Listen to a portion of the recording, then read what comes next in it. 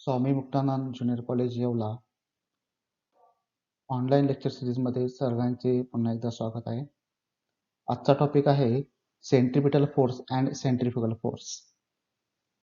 बघा, पहिले आपल्याला सेंट्रिपिटल फोर्स आणि सेंट्रिफ्युगल फोर्स ते स्टडी करण्याच्या अगोदर सर्क्युलर मोशन कसं घडतं ते आपल्याला समजणं महत्त्वाचं असणार आहे. यामध्ये आपण एक ऑब्जेक्ट घेतलेला आहे आणि तो ऑब्जेक्ट जर सरळ रेषेमध्ये जात असेल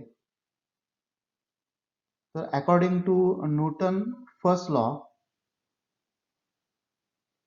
an object at rest stay at rest, an object in motion stay in motion with the same speed and same direction unless act upon by unbalanced force. जोपर्यंत ऑब्जेक्ट वरती अनबॅलन्स फोर्स ऍक्ट होत नाही तोपर्यंत तो जो काही object आहे तो रेस्ट पोझिशनला असेल तर रेस्ट पोझिशनला राहणार आहे, आणि जर स्पीड मध्ये असेल तर त्याच स्पीडने त्याच सेम डायरेक्शनने तो मूव्ह होणार आहे. तर इथे आपण काय केलंय बघा की समजा तो ऑब्जेक्ट जो आहे तो ऑब्जेक्ट मोशन परफॉर्म करताना या ठिकाणी आलेला आहे आणि त्याच्यावरती आपण काय केलं की एक फोर्स लावला. तर फोर्स लावल्यावरती काय होणार, त्याची डायरेक्शन चेंज होणार आहे, स्पीड पण चेंज होऊ शकतो. बघा, यामध्ये आपण जो काही फोर्स आहे तो फोर्स या डायरेक्शन आपण फोर्स लावला. फोर्स लावल्यामुळे त्याची डायरेक्शन काय होणार आहे, चेंज होणार आहे. त्याची डायरेक्शन, नवीन डायरेक्शन जी असणार आहे ती ही डायरेक्शन असणार आहे.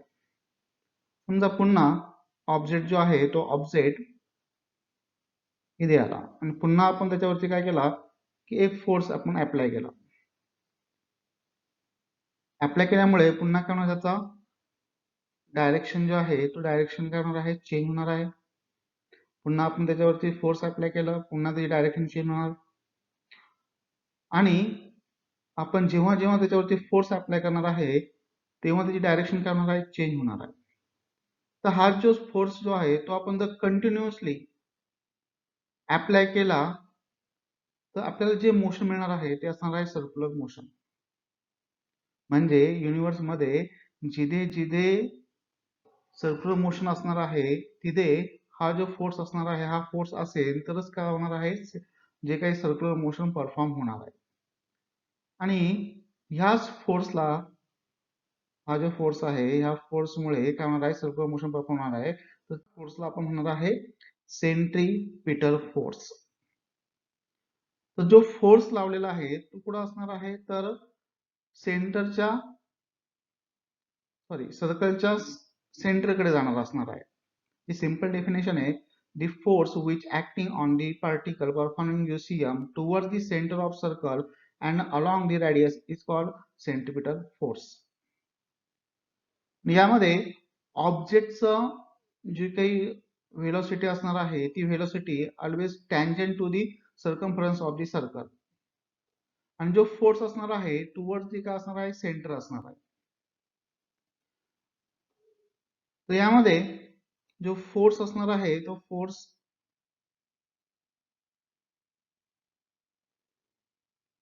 एफ इतका फोर्स सेंटरच्या डायरेक्शनने असणार आहे. तर यामध्ये according to Newton second law F is equal to M A, आणि इथं ए जे असणार आहे ते असणार आहे सेंट्रिपिटल ऍक्सलरेशन, आणि इथे जी काही रेडियस आर असेल तर आपण ते सेंट्रिपिटल ऍक्सलरेशन लिहू शकतो एम, आणि सेंट्रिपिटल ऍक्सलरेशन असणार आहे व्ही स्क्वेअर अपॉन आर. म्हणजे आपल्याला एफ साठी जो फॉर्म्युला मिळणार आहे तो असणार आहे M V square upon R. तर हा जो फोर्स असणार आहे हा असणार आहे रियल फोर्स असणार आहे. It is a real force acting on the particle performing UCM. आता जेव्हा आपण फोर्स लावतोय तर ज्या डायरेक्शन आपण फोर्स लावतोय त्या डायरेक्शन त्याचं डिस्प्लेसमेंट होत नाही पार्टिकलचं.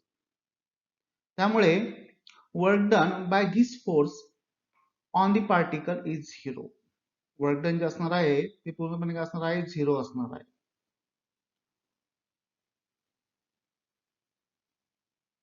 तर पार्टिकलचा मास m असेल तर आपण त्याचा फॉर्म्युला लिहू शकतो, centripetal force is equal to mv² upon r किंवा centripetal force is equal to m omega square r is equal to mv omega. आणि वेक्टर नोटेशन मध्ये त्याची डायरेक्शन जी आहे ती जो तुमचा रेडियस वेक्टर असणार आहे किंवा पोझिशन वेक्टर असणार आहे त्याच्या अपोजिट असणार आहे. त्यामुळे इथे निगेटिव्ह साईन येणार आहे. आणि इथे आपण काय घेतलेलं आहे तर इथे युनिट वेक्टर घेतलेला आहे आणि हा जो युनिट वेक्टर असणार आहे हा unit vector r cap is equal to r bar upon r. आणि मग तेच आपण याच्यामध्ये पुट केलं तर आपल्याला अशा प्रकारे इक्वेशन मिळणार आहे की ज्यामध्ये सर्वांमध्ये निगेटिव्ह साईन असणार आहे. तर त्याचे आपल्याला एक्झाम्पल बघायचे. बघा पहिलं example, when object tie at the end of string and is whirled in horizontal circle, the necessary centripetal force for maintaining circular motion is provided by the tension in the string. जेव्हा आपण एखाद्या दोरीला काय करतो, आपण एखादा object बांधतो आणि ती जी आहे दोरी जी आहे ती हॉरिझॉन्टल सर्कल मध्ये फिरवतो, त्यावेळेस त्या दोरीवरचं जे टेन्शन असणार आहे ते टेन्शन तिथे नेसेसरी सेंट्रिपिटल फोर्स प्रोव्हाइड करणार आहे. समजा आपण नेक्स्ट एक्झाम्पल घेतलं,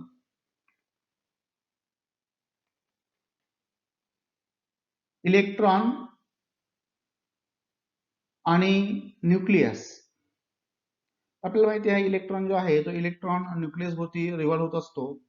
आता त्या दोघांमध्ये तर कोणती स्ट्रिंग असणार आहे, मग तिथे नेसेसरी सेंट्रिपिटल फोर्स कोण प्रोव्हाइड करणार आहे, तर त्या सिच्युएशन मध्ये नेसेसरी सेंट्रिपिटल फोर्स हा electrostatic force of attraction between positive charge nucleus and negatively charge electron ते जे आहे ते नेसेसरी सेंट्रिपिटल फोर्स प्रोव्हाइड करणार आहे. नंतर आपल्याला मून आणि अर्थचं एक्झाम्पल घेता येईल. मून आणि अर्थ मध्ये सुद्धा जो नेसेसरी सेंट्रिपिटल फोर्स आहे तो gravitational force of attraction between moon and अर्थ असणार आहे. तसंच आपण अजून एक एक्झाम्पल घेऊ शकतो, if car is travelling around circular horizontal road with uniform speed, the necessary centripetal force for negating the curve is provided by the force of friction between tire of vehicle and road surface. तर हे जे example आहे ते आपल्याला banking of road मध्ये in detail मध्ये study करायचं आहे.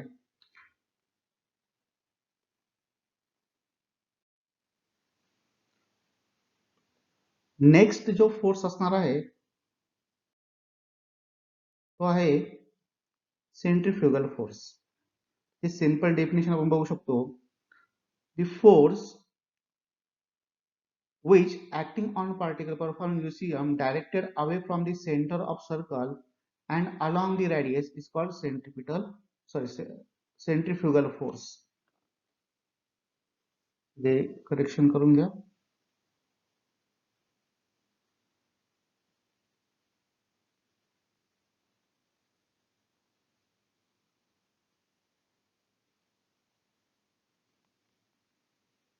तर बघा, ऑब्जेक्ट जेव्हा सर्क्युलर पाथ वरती सर्कम्फरन्स वरती मूव्ह होणार आहे त्यावेळेस त्याच्यावरती जो फोर्स ऍक्ट होणार आहे त्याच्यावरती हा जो फोर्स ऍक्ट होणार आहे तो असणार आहे सेंट्रिपिटल फोर्स. आणि त्याच्या एक्झॅक्टली अपोजिट डायरेक्शनला जो फोर्स ऍक्ट होणार आहे तो असणार आहे सेंट्रीफ्युगल फोर्स, ज्याला आपण त्याला CFF म्हटलेलं आहे. तर बघा, जेव्हा तुम्ही सर्कसमध्ये जत्रेमध्ये मेरी गो राऊंड मध्ये बसला असाल तर डोळे बंद केल्यावरती तुम्हाला जाणवेल की तुम्हाला असं जाणवणार नाही की तुम्ही सर्क्युलर मोशन परफॉर्म करताय किंवा गोल गोल फिरताय असं तुम्हाला जाणवणार नाही. तुम्हाला काय जाणवेल की कोणीतरी तुम्हाला बाहेरच्या डायरेक्शनने ढकलते असं तुम्हाला जाणवेल. तर तो जो फोर्स असणार आहे तो pseudo force असणार आहे, and it is a pseudo force arising due to the centripetal acceleration of the frame of reference.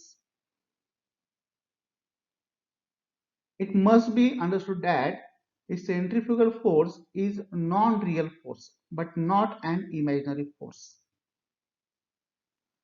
On reaching the uniform speed, the frame of reference of merry-go-round, this is centrifugal force, exactly balance the resultant of all real forces. The resultant force is that the frame of reference is the zero. Thus, only in such a frame of reference we can say that the centrifugal force balance the centripetal force. It must be remembered that in this case centrifugal force means the net pseudo force and centripetal force means the resultant of all the real forces. आणि त्यामुळे याचा जो formula आहे हा formula तुम्हाला same कोणासारखा मिळणार आहे तर सेंट्रीपिटल फोर्स सारखाच तुम्हाला मिळणार आहे. पण आपण वेक्टर फॉर्म मध्ये बघितलं तर वेक्टर फॉर्म मध्ये यामध्ये तुम्हाला जो काही फोर्स मिळणार आहे तो पॉझिटिव्ह असणार आहे, कारण की त्याची direction along the radius vector असणार आहे. रॅडियस वेक्टर सुद्धा away from the centre of circle असणार आहे, तसाच हा जो सेंट्रिफ्युगल फोर्स सुद्धा असणार आहे अवे फ्रॉम दी सेंटर असणार आहे. It is not responsible for the UCM. हा जो फोर्स असणार आहे UCM साठी रिस्पॉन्सिबल नसणार. जसं सेंट्रिपिटल फोर्स असेलच तर सर्क्युलर मोशन घडणार आहे, तसं हा जो आहे हा UCM साठी रिस्पॉन्सिबल नसणार आहे. It is the effect of circular motion. हा सर्क्युलर मोशन झालंय म्हणून तिथे असणार आहे. त्याचे एक्झाम्पल आपल्याला बघता येईल. When a car in motion takes sudden turn toward the left, the passenger in the car experiences an outward push to the right. This is due to the centrifugal force acting on the passenger. जेव्हा तुम्ही गाडीमध्ये बसतात आणि गाडी अचानक turn घेते त्यावेळेस तुम्हाला बाहेर ढकलल्यासारखं वाटतं. ज्या डायरेक्शनला टर्न घेणार आहे त्याच्या अपोजिट डायरेक्शन तुम्हाला ढकलायला वाटतं आणि ते सेंट्रिफ्युगल फोर्समुळे होणार आहे. A bucket full of water is rotated in vertical circle at particular speed so that water does not fall. This is because the weight of water is balanced by the centrifugal force acting on it. That water can stay in a bucket even when it is turned upside down. The force of gravity is pulling down on the bucket and the water. That water can stay in a bucket बकेटमध्ये even आहे when it is turned आणि upside down. गोल फिरवल्यावरती ते water जे आहे ते The खाली force of पडणार. gravity is pulling down on the bucket and the water. That water can that water. Next example, the children sitting in merry-go-round experience an outward pull as merry-go-round rotate about vertical axis. This is due to the centrifugal force acting on it. तर मेरी-गो-राऊंड तुम्हाला सांगितले जत्रेमध्ये अशा प्रकारे मेरी-गो-राऊंड्स असतात आणि ते vertical axis होती काय होणार आहे रोटेट होणार आहे आणि त्यामुळे त्याच्यावरती जे काही मुलं बसलेले त्यांना आउटवर्ड पुश ते फील करणार आहे. नंतर dryer in a washing machine consists of cylindrical vessel with the perforated wall. As the cylindrical vessel is rotated fast, centrifugal force act wet cloth. This centrifugal force out water through the perforation, thereby drying the wet cloth quickly. तर बघा, washing machine जे असणार आहे तर washing machine मध्ये दोन chamber असणार आहे. एक जो असणार आहे वॉशिंग साठी असणार आहे, दुसरा जो असणार आहे कपडे वाळवण्यासाठी असणार आहे. तर मुंबईमध्ये मोस्टली जो सेकंड चेंबर असणार ड्रायर तो जास्त यूज केला जातो, कारण की तिथे पावसाळ्यामध्ये कंटिन्युअसली पाऊस असतो आणि कपडे वाळत घालायला जागा नसते. त्यामुळे जे कपडे आहेत ते वाळवण्यासाठी वॉशिंग मशीनचा यूज केला जातो. तर यामध्ये तुम्हाला दिसेल की जो ड्रायर असणार आहे तर ड्रायरचा जे काही वॉल जे असणार आहे, सिलेंडर जे असणार आहे त्याला छोटे छोटेसे होल असणार आहे. आणि जेव्हा ड्रायर रोटेट होणार आहे तेव्हा सेंट्रिफ्युगल फोर्समुळे जे वॉटर ड्रॉपलेट जे आहे ते त्या वॉलवरती जाऊन आदळणार आहे आणि त्याला होल्स असल्यामुळे त्याच्यातून ते बाहेर पडणार आहे आणि तुमचे कपडे वाळणार आहे. पुढचे एक्झाम्पल आपण बघू शकतो. सेंट्रिफ्यूज device which used for separation heavier particle and light particle works on the principle of centrifugal A force. handy centrifuge machine, बघा muddy इथे water, आपण mixture of calcium एक्सपेरिमेंट करून carbonate बघितलेलं and आहे water, 4 की centrifuge यामध्ये test आपण tubes. एक गाळ मिश्रित Take the sample of muddy पाणी water घेतलेलं आहे and place the test tubes in the आणि centrifuge एक machine. कॅल्शियम कार्बोनेटचं सोल्युशन घेतलेलं आहे. तर दोन टेस्ट ट्यूब मध्ये आपण गाळ मिश्रित मडी वॉटर घेतलेलं आहे आणि दोन टेस्ट ट्यूब मध्ये आपण calcium Now कार्बोनेटचं take the solution calcium त्याच्यामध्ये टाकणार. hydroxide mixture in the test tubes and also place them in the centrifuge machine. Manually आहे.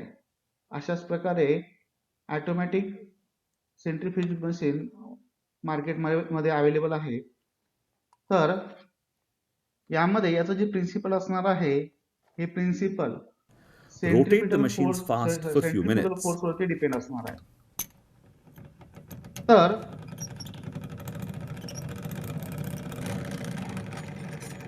बघा यामध्ये जे Stop काही rotating. टेस्ट ट्यूब जे असणार आहे ते अशा प्रकारे रोटेट होणार आहे आणि रोटेट झाल्यावरती Remove the test tubes and observe.